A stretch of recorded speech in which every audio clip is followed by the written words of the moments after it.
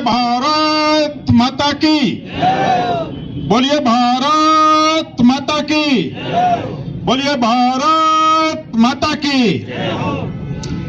मेरा निवेदन सिर्फ उन भाइयों से है जो 25 वर्ष से कम है, वो सिर्फ हाथ खड़े करते हैं। 25 वर्ष से कम, नहीं, मजाक नहीं कर रहा मैं, मजाक नहीं कर रहा। जो 25 वर्ष से कम है तो अब सुन लो बात मेरी, 25 वर्ष से कम नहीं है ना बराबर है ना बराबर है ना 25 वर्ष से कम। तो आज है 23 मार्च, आज के दिन जिन 3 वीर शहीदों को फांसी लगी थी, उनकी उम्र, जिनको देश के लिए फांसी लगी थी, जिनका व्यक्तिगत स्वार्थ नहीं था, जिनको सिर्फ देश आजाद चाहिए था, उनकी उम्र 23 साल थी। उनकी उम्र तीनों की 23 साल थी।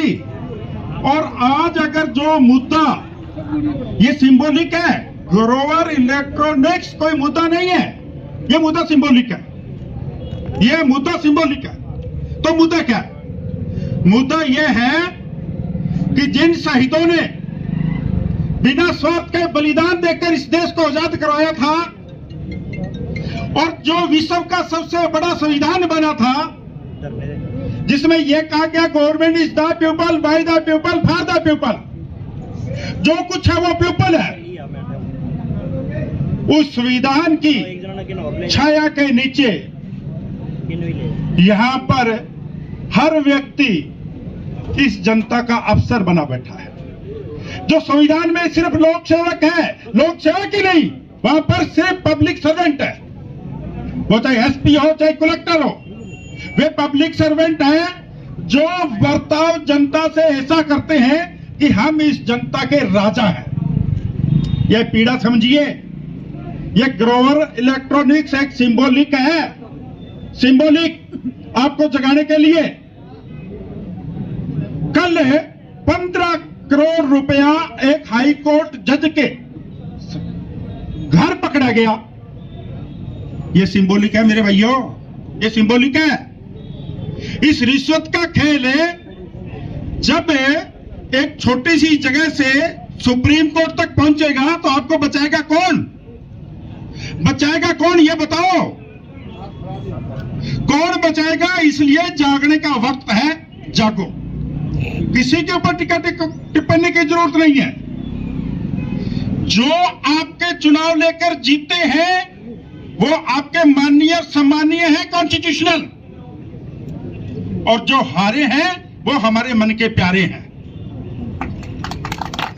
हम इन सबको एक ही प्रश्न, जीतने वालों को और हारने वालों को, ये बताओ कि भ्रष्टाचार एक महामारी की तरह व्यापक है या नहीं? हम एक बात का जवाब लो उन्हीं से, है कि नहीं? पहले मैं आपसे पूछता हूं, है। तो हमारी लड़ाई इस भ्रष्टाचार के विरुद्ध है।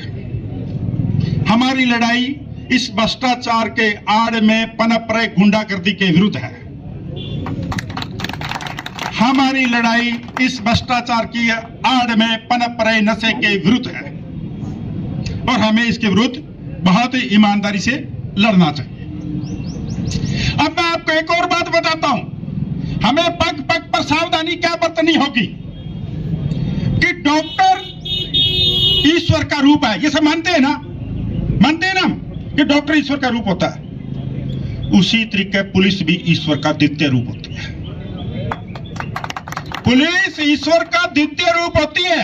हमारे घर कोई बच्चा 4 साल का उठा लिया तो हम रोएंगे, यही थाने भाई साहब कैसे ही करो, नाके लगवाओ, पकड़ो, करेंगे ना? यह ईश्वर की द्वितीय रूप होती है पुलिस। और अगर हमें भगवान के ऊपर भरोसा नहीं रहे, हम ये कहते हैं कि भगवान बेईमान हो गया, तो कुछ बचेगा क्या? नहीं बचेगा ना। तो भैया हमें इनकी मान सम्मान में कहीं दिक्कत नहीं है, पर एक ये कि इनको अब ईमानदारी का सर्टिफिकेट तो लोक सेवक होने के नाते देना पड़ेगा। पुलिस प्रशासन को ईमानदारी का सर्टिफिकेट लोक होने के नाते लोगों को देना पड़ेगा। आपकी ये लड़ाई यहां तक होनी चाहिए।